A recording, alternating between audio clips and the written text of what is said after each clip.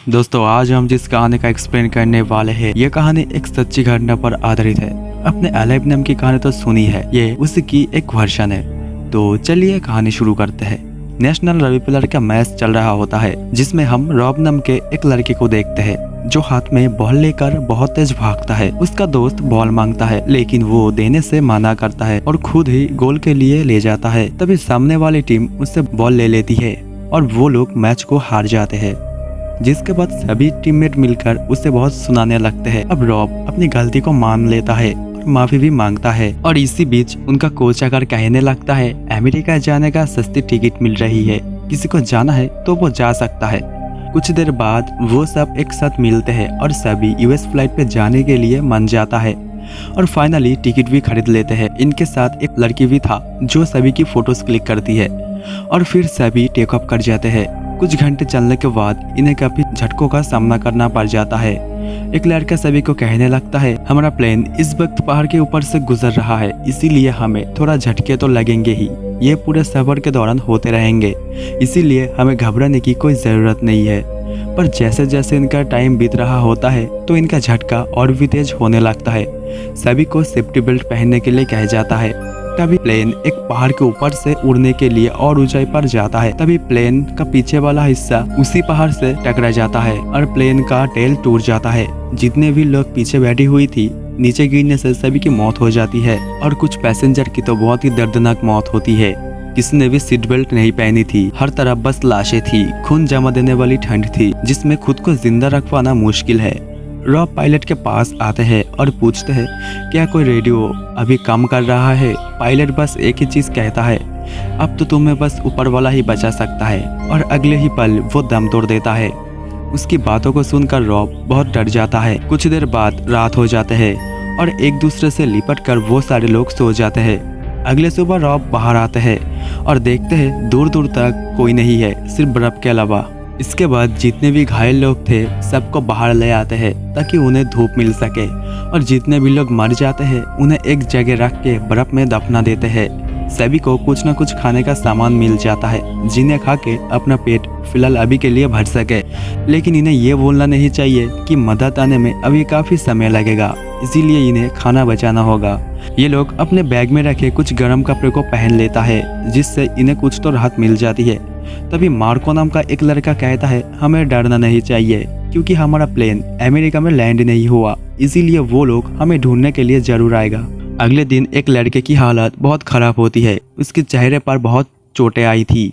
Marco ये सब देखकर कहता है अब तो 3 दिन हो चुका है, अभी तक हमें लेने कोई क्यों नहीं आए। गॉड कुछ तो हमें मदद करो, नहीं तो हम सब यहाँ मारे जाएंगे। बाहर एक लड़के को देखते हैं जो बर्फ को पिघला कर पानी बनाने की कोशिश कर रहा है।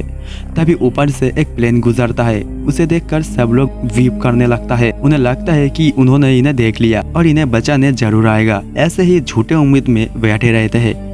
बहुत देर तक इंतजार करने के बाद इन्हें पता चल जाता है कि उन्होंने हमें नहीं देखा। एक लड़का कहता है वो हमें ढूंढ तो रहे हैं लेकिन दूसरी दिशा में, या तो हम उन्हें दिखाई नहीं दे रहे।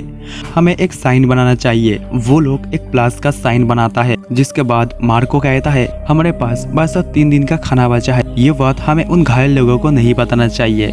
मार्को कहता है मेरे पास एक प्लान है। रॉब कहता है क्या? तो मार्को उन्हें बताता है क्रश के दौरान प्लेन का पीछे वाला हिस्सा उस साइड गिर गया था, उसमें हमें कुछ खाने का सामान मिल सकता है और रेडियो मिल सकता है, हमें उस साइड जाना चाहिए। तो रॉब के साथ 3 और लोग उसे ढूंढने निकल जाते हैं। कुछ दूर चलने के बाद रॉब कहता है यहाँ से तो हमारा प्लेन ही नहीं दिख रहा बर्फ के चादर की वजह से, इसीलिए रेस्क्यू वाले हमें देख नहीं पा रहे। ये लोग ऊपर जाने की सोचता है लेकिन ऊपर से बर्फ गिरने लगता है और ऐसे में ऊपर जाना खतरे से खाली नहीं है, इसीलिए वो लोग वापस आ जाते हैं। अब धीरे धीरे समय बीत रहा होता है और ऐसे ही 9 दिन बीत जाते हैं। सभी की हालत बहुत खराब हो चुका है। ये लोग कहता है हमें जिंदा रहने के लिए मरे हुए लाशों का मांस को खाना होगा और इन हालतों में हमें प्रोटीन की जरूरत है। तभी मार्को कहता है ऐसा करने से गॉड हमें कभी माफ नहीं करेगा। तभी गुस्से में एक लड़का कह देता है गॉड ने ही यहाँ इस हालत में हमें मरने के लिए छोड़ दिया। कुछ दिन बीत जाता है। सभी लोग अब बहुत दिन से भूखे पेट है। तभी एक लड़के को देखते हैं। भूख के मारे वो शूज के लेसेस को खाने लगता है और दूसरा लड़का सिगरेट को खाने लगता है ताकि भूख मिट सके। एक लड़का जब टॉयलेट करता है तो उसका पेशाब पानी की कमी से काला होता है। ये लोग अब एक जिंदा लाश बन गए। इनसे अब भूख बर्दाश्त नहीं होती, इसीलिए वो लोग एक लाश को काटकर उसके मांस को खाता है। एक दिन इन्हें एक ऐसी चीज मिल जाती है जिससे इनके अंदर थोड़ी उम्मीद जग जाती है। एक पैसेंजर का बैग मिलता है जिसमें उन्हें एक रेडियो मिलता है, लेकिन उससे बस सुना जा सकता है, बोला नहीं जा सकता। एक जुगाड़ू एंटेना के साथ ये लोग न्यूज़ को सुनते हैं जिसमें बताया जाता है कि अमेरिका जाने वाली एक फ्लाइट लैंड नहीं हुई, उसमें कुछ प्लेयर भी मौजूद है। हम उन्हें ढूंढने की बहुत कोशिश की लेकिन कुछ भी पता नहीं चला।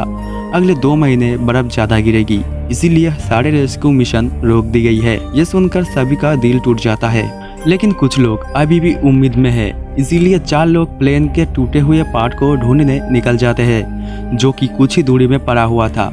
उन्हें कुछ बैटरीज की जरूरत थी ताकि रेडियो से कांटेक्ट कर पाए, लेकिन उन्हें वहाँ लाशों के अलावा कुछ भी नहीं मिलता, इसीलिए वो लोग वापस आ जाते हैं।